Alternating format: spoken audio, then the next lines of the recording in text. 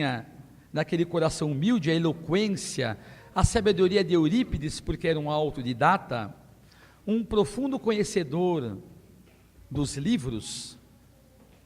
Mas, certa feita, o tio Senhor chegou de uma forma especial e preparado.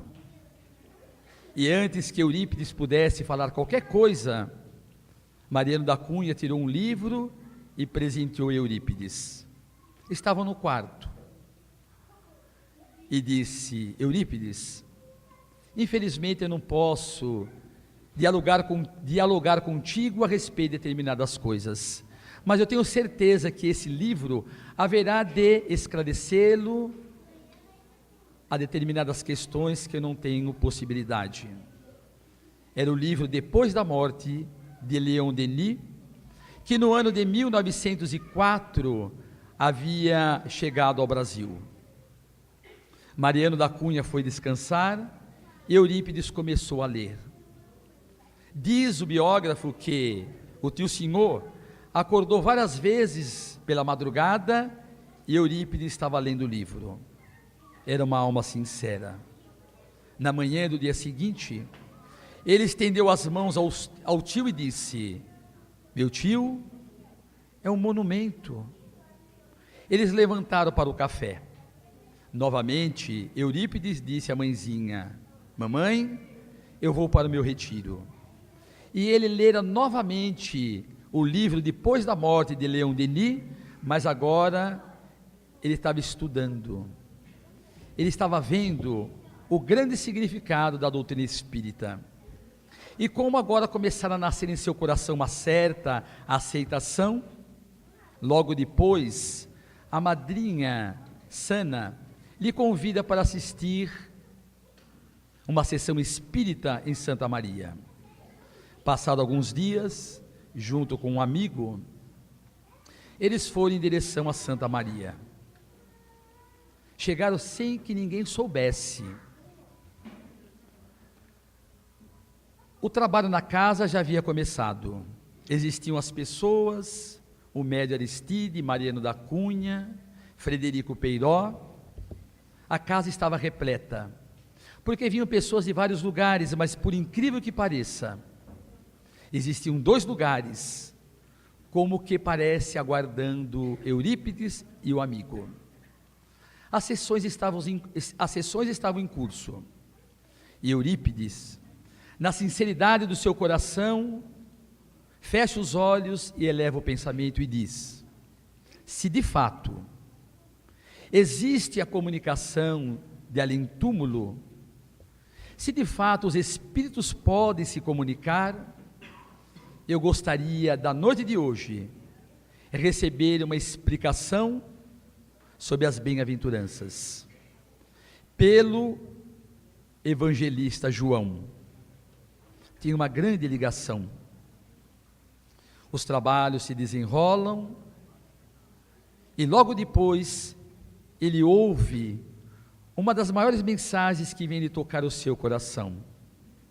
O médium Aristides discorre através da inspiração envolvido pelo evangelista João, que lhe fala a respeito das bem-aventuranças, sobre a pluralidade das existências, sobre o porquê do sofrimento. E quando termina a mensagem, Aristide diz: evangelista João. Eurípides naquele momento dobra-se a evidência. É verdade. Como é lindo a doutrina espírita, como é verdade tudo isso.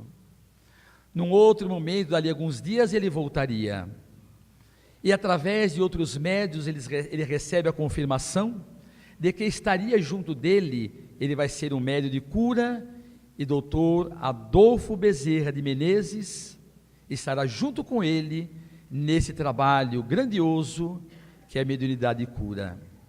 E o que é mais importante é que ele terá também ao seu lado, numa inspiração, numa ajuda constante, São Vicente de Paulo, que lhe afirma: Eurípides, eu estou contigo desde antes do teu nascimento. E aí agora é importante ele romper com a igreja. Ele chega até o padre, que inconformados aceitam os dizeres de Eurípides.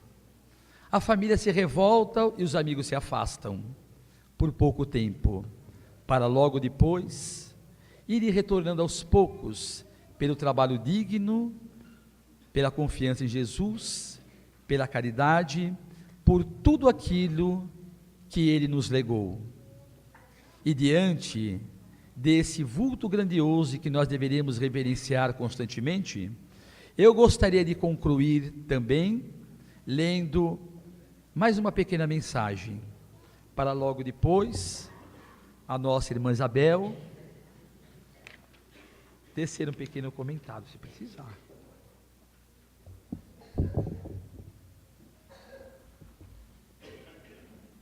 Como não poderia deixar de ler, é uma mensagem muito linda que nós memorizamos, mas que ela não, para que não perca a sua profundidade, preferimos ler, porque é uma mensagem inigualável, que foi psicografada pelo grande apóstolo de Uberaba, Francisco Cândido Xavier. É uma mensagem de Hilário Silva, que diz assim: visão de Eurípides. Começar Eurípides Barçanufo, o apóstolo da mediunidade em Sacramento, no estado de Minas Gerais, a observar-se fora do corpo físico, em admirável desdobramento, quando, certa feita à noite, viu a si próprio em prodigiosa volitação.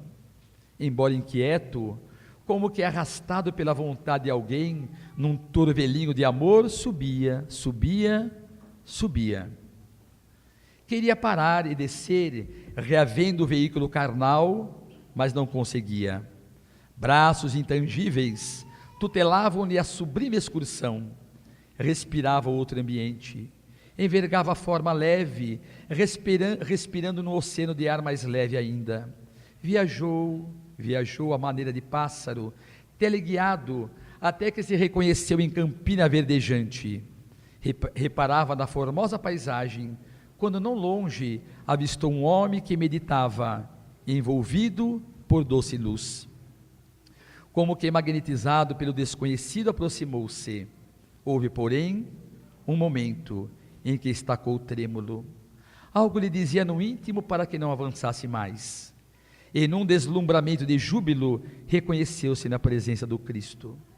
Baixou a cabeça, esmagado pela honra imprevista, e ficou em silêncio, sentindo-se como intruso, incapaz de voltar ou seguir adiante.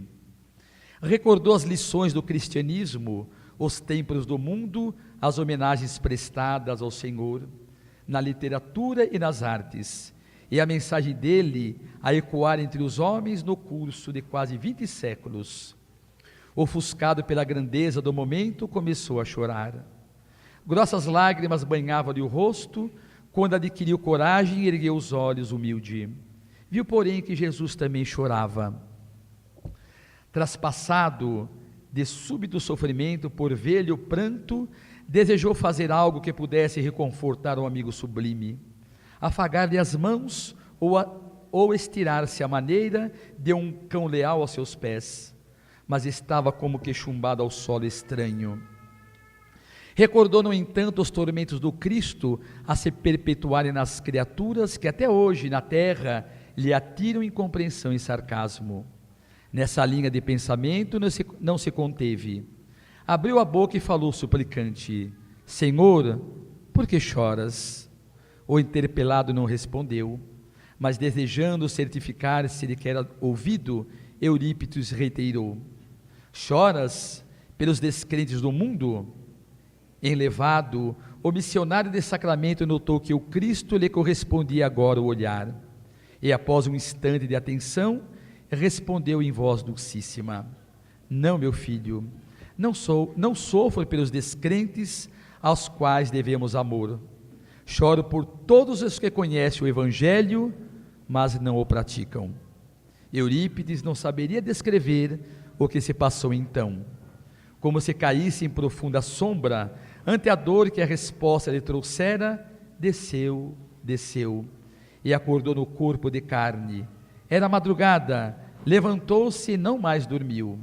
E desde aquele dia, sem comunicar a ninguém, a divina revelação que lhe vibrava na consciência, entregou-se aos necessitados e aos doentes, sem repouso sequer de um dia, servindo até a morte. Que Jesus nos abençoe e que nos dê a sua paz. E aí eu convido a nossa irmã Isabel, que tem esse carinho por Eurípides e pelo nosso querido Chico Xavier, e que graças a ela também nós estamos aprendendo a amar. Pois é, Zé Carlos. O importante, irmãos, é nós ficarmos assim, lembrando a figura desses baluartes do cristianismo.